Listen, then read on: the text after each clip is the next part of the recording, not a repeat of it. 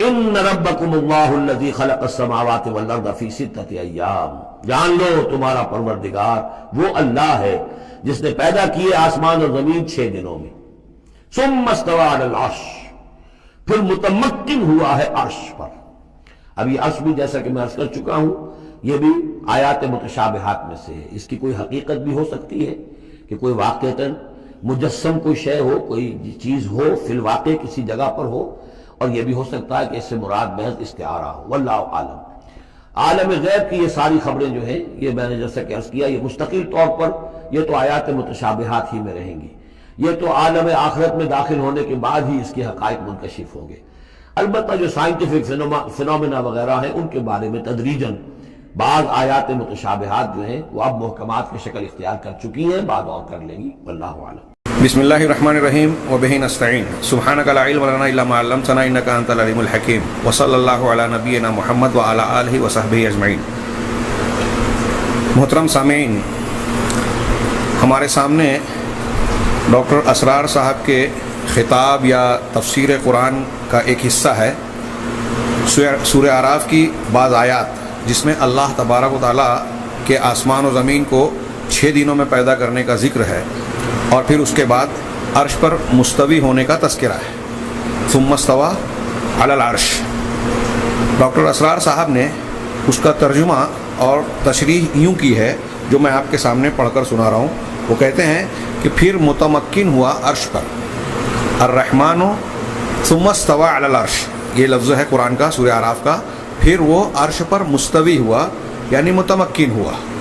ہاں، استوا کے اہل سنت والجماعت کے یہاں 4 معنی عربی کے زبان کے اعتبار سے معروف ہیں، استقر، صعد، ارتفع اور علا یا قام۔ ہاں، علا اور ارتفاع ایک ہی ہے، تو اس اعتبار سے متمکن ہوا ہم استقرہ کے معنی میں یا قائم ہونا کے معنی میں مان لیتے ہیں کہ انہوں نے ترجمہ کیا کہ عرش پر متمکن ہوا، لیکن اس کے بعد ڈاکٹر صاحب یہ کہتے ہیں کہ اور یہ عرش بھی جیسا کہ میں عرض کر چکا ہوں یہ بھی آیات متشابہات میں سے ہے۔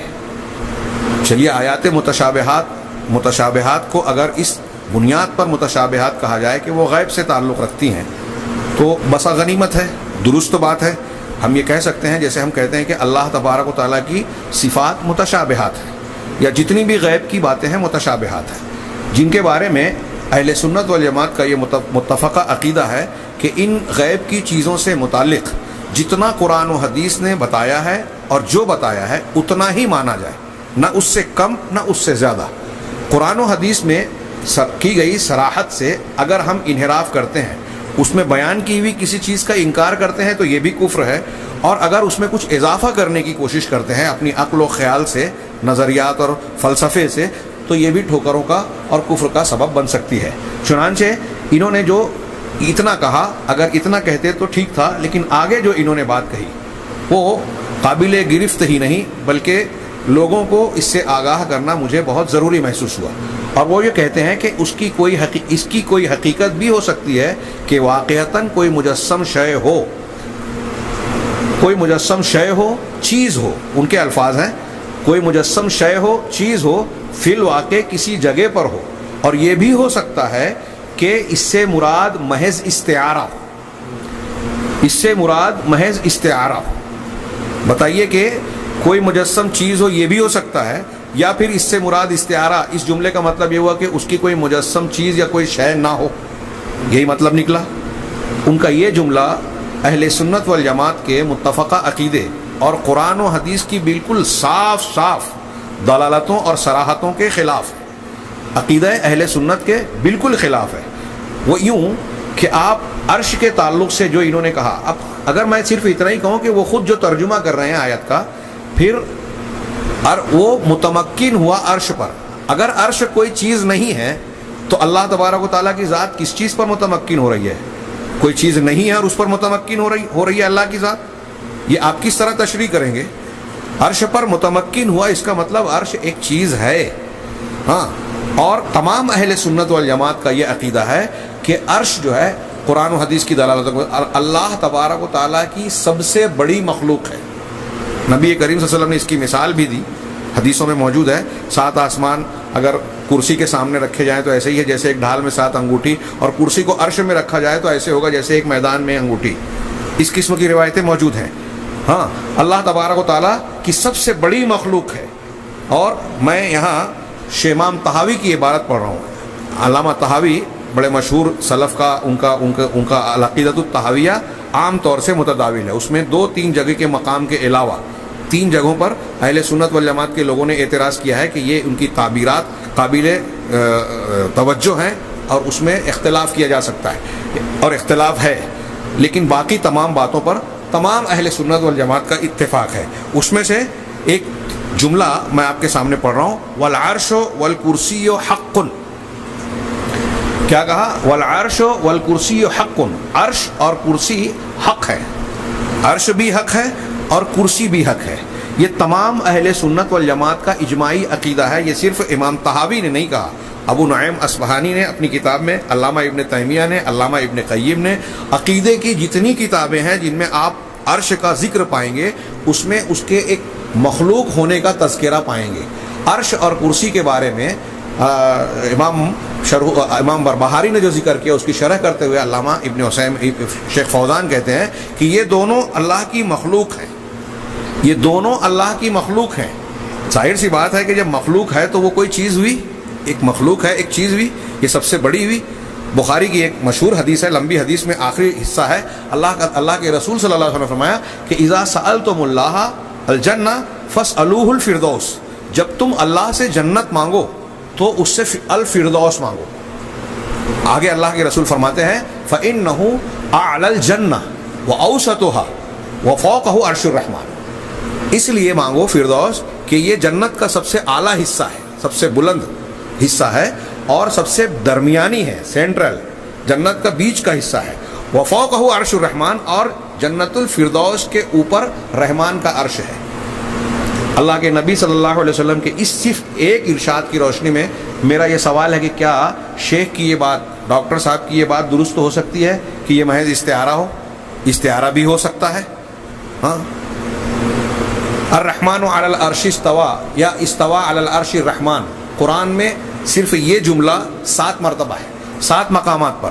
پھر اس کے علاوہ بھی قرآن کی کئی آیتیں ہیں. مثال کے طور پہ سورہ حاقہ میں اللہ تبارک و تعالیٰ نے فرمایا وَيَحْمِلُ عَرْشَ رَبِّكَ فَوْقَهُمْ يَوْمَئِذٍ ثَمَانِيَةٌ، کہ تمہارے رب کے عرش کو اپنے اوپر اس دن، قیامت کے دن 8 فرشتے اٹھائے ہوئے ہوں گے. اپنے اوپر 8 فرشتے اٹھائے ہوئے ہوں گے. اگر یہ کوئی استعارے کی چیز ہوتی تو اس کو اٹھانے والی کوئی بات سمجھ میں آتی ہے؟ غور کیجئے. ایک بخاری مسلم کی ایک حدیث ہے حضرت موسیٰ علیہ السلام کے بارے میں، لمبی حدیث ہے. ایک یہودی نے تعریف کی، مسلمان نے تماچا مارا کہ اللہ کے نبی کے ہوتے ہوئے تم موسیٰ علیہ السلام کی تعریف کر رہے ہو. تو اللہ کے رسول صلی اللہ علیہ وسلم نے اس معاملے میں سمجھاتے ہوئے کہا کہ مجھے تم کسی پر فضیلت نہ دو. اور حضرت موسیٰ علیہ السلام کی ایک فضیلت کی بات بیان کرتے ہوئے یہ بیان کیا کہ جب قیامت کے دن سارے لوگ بے ہوش ہو جائیں گے، قیامت کے دن سارے لوگ بے ہوش ہو جائیں گے تو سب سے پہلے میں ہوش میں آؤں گا. جناب محمد رسول اللہ صلی اللہ علیہ وسلم کہہ رہے ہیں کہ میں ہوش میں آؤں گا. لیکن جب میں ہوش میں آؤں گا تو میں دیکھوں گا فَإِذَا أَنَا بِمُوسَىٰ آخِذٌ بِقَائِمَةٍ مِّن قَوَائِمِ الْعَرْشِ، تو میں اچانک دیکھوں گا کہ موسیٰ علیہ السلام عرش کے پایوں میں سے، قائمہ پایا جیسے ہم چارپائی کے پایا یا پیر بولتے ہیں تو عرش کا پائے کا لفظ استعمال ہوا، عرش کے پایوں میں سے ایک پائے کو پکڑے ہوئے حضرت موسیٰ علیہ السلام کھڑے ہوئے ہوں گے. فَإِذَا أَنَا بِمُوسَىٰ آخِذٌ بِقَائِمَةٍ مِّن قَوَائِمِ الْعَرْشِ، عرش کے قوائم پایوں میں سے ایک پائے کو پکڑ کر کھڑے ہوئے ہوں گے. فلا ادری، تو میں یہ جان نہیں سکوں گا، افاق قبلی، کہ حضرت موسیٰ علیہ السلام بے ہوش ہو کر مجھ سے پہلے ہوش میں آ گئے، ام جوز یا بساقت العلا اور بساقت فی الدنیا او کما قال، کہ یا پھر حضرت موسیٰ کو دنیا میں جو بے ہوشی طاری ہوئی تھی اس کا بدلہ دیا گیا. طور پہ جب انہوں نے کہا تھا کہ پروردگار میں تجھے دیکھنا چاہتا ہوں، تو اللہ تعالیٰ نے کہا تھا کہ وہ لن ترانی، تو مجھے نہیں دیکھ سکتا، ولکن انظر الی الجبل، بلکہ پہاڑ کی طرف دیکھو، فَإِنِ اسْتَقَرَّ مَكَانَهُ فَسَوْفَ تَرَانِي، اگر وہ پہاڑ اپنی جگہ رک گیا، ٹھہر گیا، تو تم مجھے دیکھ پاؤ گے. اور پھر جب اللہ نے تجلی کی تو حضرت موسیٰ بے ہوش ہو گئے.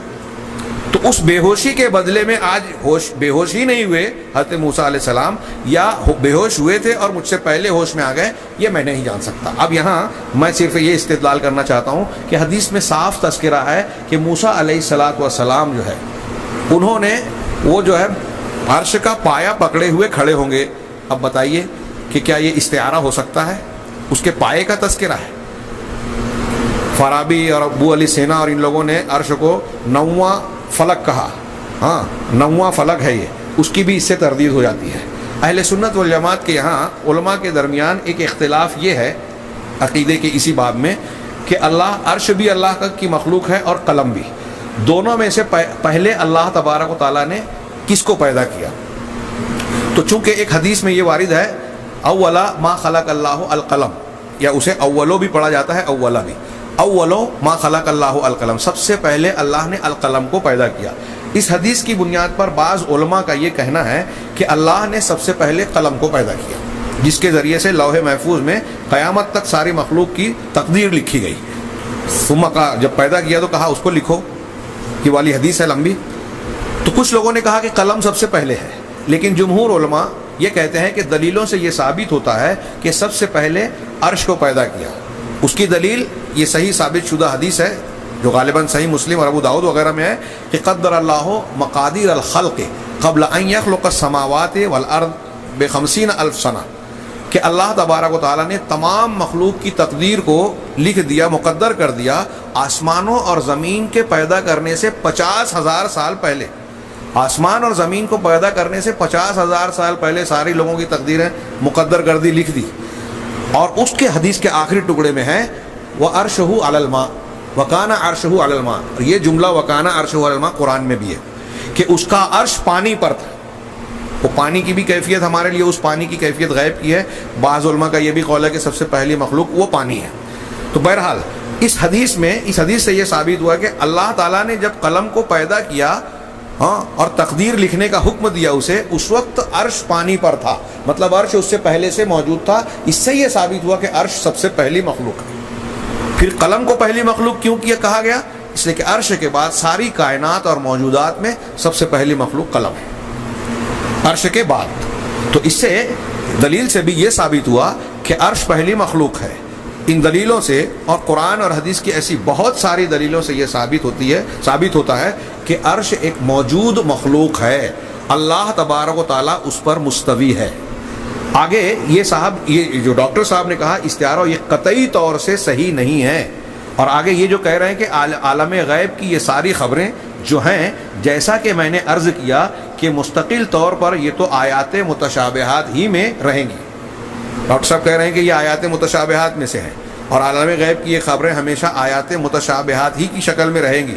لیکن اس کے بعد آگے اور بھی ایک گل کھلا رہے ہیں، وہ تو عالم آخرت میں داخل ہونے کے بعد ہی اس کے حقائق منکشف ہوں گے، ٹھیک ہے۔ ہاں البتہ جو سائنٹیفک، کیا ایک انگریزی لفظ ہے سائنٹیفک، انگریزی لفظ استعمال کیا، فنوما ہیں، ان کے بارے میں تدریجاً بعض آیات متشابہات ہیں وہ اب آیات محکمات کی شکل اختیار کرنے لگی ہیں۔ شاید یہ کہنا چاہتے ہیں کہ سائنسی چیزیں اور علوم کچھ چیزوں میں پہلے سمجھ میں نہیں آتے تھے، اب تحقیقات کے ذریعے سے سمجھ میں آنے لگے کہ بھائی پہلے یہ معلوم نہیں تھا کہ مکھی کے ایک پر میں شفا ہے، ایک میں بیماری ہے، تو پہلے لوگوں نے ویسے ہی مان لیا، لیکن اب سائنسی تحقیق سے یہ پتہ چل گیا۔ تو جن چیزوں کو سمجھا جا سکتا تھا یا تحقیق ہو سکتی تھی، ان کو آپ آیات متشابہات کیسے کہہ سکتے ہیں؟ یہاں گویا متشابہات کا معنی ایک طرف وہ خود کہہ رہے ہیں کہ جو متشابہات ہے وہ ہمیشہ متشابہات رہے گی، اور پھر سائنسی رجحان اور تحقیق کی روشنی میں یہ بھی بیان کر رہے ہیں کہ کچھ چیزیں متشابہات سے محکمات بن گئی۔ ہم یہ نہیں کہہ سکتے اس کو متشابہات سے محکمات، ان کی علتیں، ان کے فلسفے، ان کی حکمتیں بعد میں سمجھ میں آ گئیں، ورنہ یہ ماننا پڑے گا کہ جو آیتیں جناب محمد رسول اللہ صلی اللہ علیہ وسلم، صحابہ کرام، تابعین، ائمہ تفسیر کے نزدیک متشابہات تھی، وہ آج کے ہم جیسے کم علم لوگوں کے نزدیک جو ہے وہ محکمات بن گئیں۔ ان کے مدلولات جو متشابہات اور محکمات کہتے کسے ہیں؟ محکم وہ جس کا مراد اور مقصود متعین ہو اور واضح ہو۔ تو کیا یہ سائنسی تحقیق سے جو چیزیں آج ہم کو معلوم پڑ رہی ہیں، اس کے بارے میں ہم یہ کہہ سکتے ہیں کہ اس کی مراد اور مقصود جو ہے پہلے واضح نہیں تھا، اب واضح ہو گیا؟ ان کی یہ تعبیر بھی سراسر غلط ہے، اور میں سمجھتا ہوں ایک عالم اور ایک صاحب دین یا تفسیر اور دین قرآن و حدیث کی تفسیر کے اصولوں سے واقف شخص اور خاص طور سے اہل سنت والجماعت کے عقیدے سے واقف شخص اس طرح کی غلطی کا ارتکاب نہیں کر سکتا. لہٰذا میں یہ سمجھتا ہوں ڈاکٹر صاحب نے قرآن کی تفسیر کے لیے جو بھی خدمات انجام دی، اللہ تبارک تعالیٰ ان کی نیت خیر رہی ہوگی، ان کو جزائے خیر دے، ان کی لغزشوں کو معاف کرے، لیکن سننے والوں کو متنبہ ہونا چاہیے. ایسے علماء سے اور اہل علم سے اگر استفادہ کرنا ہے، ہمارے علماء سلف نے بیان کیا کہ آپ اگر کسی سے دین سیکھنا چاہتے ہیں تو کم سے کم یہ چیزیں ضرور دیکھنی چاہیے کہ اس کا عقیدہ درست ہو. مجھے ایک سعودی عرب کے لجنہ کا ایک فتویٰ یاد آ رہا ہے. ہو سکتا ہے کہ میرے اس نقل کرنے سے کچھ لوگوں کو برا لگے، ہاں، لیکن جو حق ہے اور دین کے سلسلے میں کسی کی ناراضگی سے آدمی کو سچائی بیان کرنے سے نہیں رکنا چاہیے. اس میں سوال کیا گیا تھا ایک نو مسلم شخص نے جو امریکہ کا تھا. اس نے سوال کیا کہ میں مسلمان ہوا اور تبلیغی جماعت کے ساتھ گیا، روس کے کچھ علاقوں میں کچھ مسجدوں میں ہم نے قیام کیا اور وہاں ایسی مسجدوں میں جہاں قبریں تھیں ہم نے نمازیں پڑھی. اب وہاں سے جب لوٹ گیا کچھ دن گزر گئے تو مجھے ایک شخص ملا، میں نے جب اس سے یہ باتیں بیان کی تو اس نے کہا کہ جو نمازیں آپ نے ان مسجدوں میں پڑھی ہیں جس میں قبریں ہیں، اس میں وہ نمازیں آپ کو دہرانا چاہیے، اس لیے کہ آپ کی نماز نہیں ہوئی. تو اس سے بڑی اسے حیرت ہوئی اور اس نے کہا کہ اگر یہ بات ہے تو بھائی جن لوگوں کے ساتھ میں گیا تھا دین سیکھنے کے نام پر، تبلیغی جماعت کے لوگوں کے ساتھ، تو وہ بھی تو میرے ساتھ تھے اور نماز پڑھی، کیا وہ یہ بات جانتے نہیں تھے؟ چنانچہ اس نے ایک استفتاء بنایا اور سعودی عرب کے علماء کی کمیٹی کو بھیجا اور کہا کہ کیا اس جماعت میں جانا چاہیے کہ نہیں. اور یہ جو وہ انہوں نے مجھ سے جو اس آدمی نے فتویٰ دیا کہ یہ نمازیں میری نہیں ہوئی، کیا اس کی یہ بات صحیح ہے، مجھے نماز دہرانی چاہیے؟ تو لجنہ نے اس سوال کا جواب دیتے ہوئے کہا کہ جن مسجدوں میں قبریں ہیں اور آپ نے اس میں نماز پڑھی، مسجدوں پر قبروں پر مسجد بنانا یہ لعنتی کام ہے. اللہ کے نبی صلی اللہ علیہ وسلم نے ارشاد فرمایا ہے لعنت اللہ علی الیہود والنصارى اتخذوا قبور انبیائہم مساجد، کہ اللہ کی لعنت ہے یہود و نصارہ پر، انہوں نے اپنے انبیاء کی قبروں کو مسجد بنا لیا، سجدہ گاہ بنا لیا.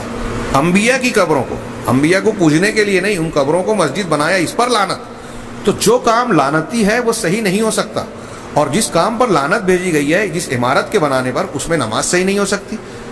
تو اس کمیٹی نے کہا کہ اس معنی کی بہت سی حدیثیں ہیں اور ان حدیثوں کی روشنی میں وہ نمازیں نہیں ہوں گی جو قبر والی مسجد میں پڑھی گئی ہیں، لہذا آپ کو اسے دہرا لینا چاہیے. رہا تبلیغی جماعت میں نکلنے کا معاملہ، تو میں یہی بتانے کے لیے میں نے یہ تفصیل بیان کی. ان کا جملہ نقل کرنا چاہتا ہوں اہل علم کا. انہوں نے کہا کہ چونکہ تبلیغی جماعت کے لوگوں کے یہاں صحیح عقیدے کا علم نہیں ہے یا کمزور ہے اور ان کے یہاں علم کے سلسلے میں خامیاں پائی جاتی ہیں، لہٰذا دین سیکھنے یا اس معاملے کو دین کے تعلق سے لوگوں کو ان کے ساتھ، عام لوگوں کو ان کے ساتھ جانے سے گریز کرنا چاہیے. ہاں، اگر کوئی شخص صاحب علم ہے، عالم ہے اور سلف کے عقیدے اور منہج سے واقف ہے اور تبلیغی جماعت میں جانے کے بعد ان کی غلطیوں کی اصلاح کر سکتا ہے، ان کی غلط باتوں سے متاثر ہونے سے بچ سکتا ہے، ایسا آدمی ان کے ساتھ جائے اور ان کی اصلاح کرے. تو میں یہاں بھی یہ بات دہرانا چاہتا ہوں کہ جو لوگ بلا احتیاط علماء کی تقاریر، خطبات اور کلپس کو سننے کے آج عادی ہو گئے ہیں، وہ ایسی کئی چیزیں، یہ ڈاکٹر اسرار صاحب کی تقریروں میں، تفاسیر میں کچھ چیزیں اس طرح کی ملتی ہیں جو میرے سامنے ابھی میں 2-3 چیزیں دیکھ رہا ہوں کہ جس سے صاف معلوم ہوتا ہے کہ وہ عقیدہ سلف سے یا سلف کے متفقہ عقیدے سے واقف نہیں تھے، اس لیے ان سے یہ خطرناک قسم کی لغزش اور غلطی ہوتی ہے. اب ظاہر سی بات ہے کہ جو ان کو سننے کا عادی ہوگا وہ ان کی تفاسیر اور ترجموں کو سنتے ہوئے ان چیزوں پر غور نہیں کرے گا تو وہ ان غلط باتوں کو بھی مان لے گا. ایسے ہی بہت سارے اور بھی دوسرے لوگ ہیں جو قرآن و حدیث کا حوالہ دینے کے نام سے سامنے آتے ہیں، جیسے مرزا محمد علی انجینئر پاکستان کا، جو آج سنا ہے کہ جیل قید و بند میں چلا گیا.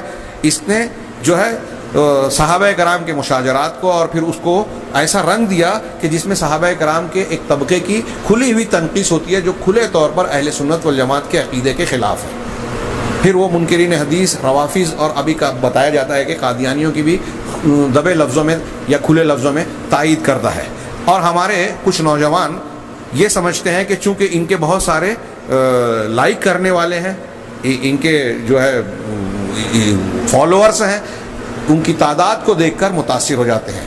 تعداد سے ہرگز متاثر نہ ہو اور کسی کے ظاہری چیزوں سے متاثر نہ ہو، بلکہ اصل چیز جس کو اختیار کرنا چاہیے وہ علم اور دلیل ہے. ہمیشہ دلیل سے متاثر ہونا چاہیے. اللہ تبارک و تعالیٰ اور رسول اللہ صلی اللہ علیہ وسلم نے جو بیان کیا اور اس کو صحابہ اور تابعین نے ابتدائی دور کے مسلمانوں نے جس طرح مانا، اسی طرح کا دین ماننے میں ہمارے لیے کامیابی ہے.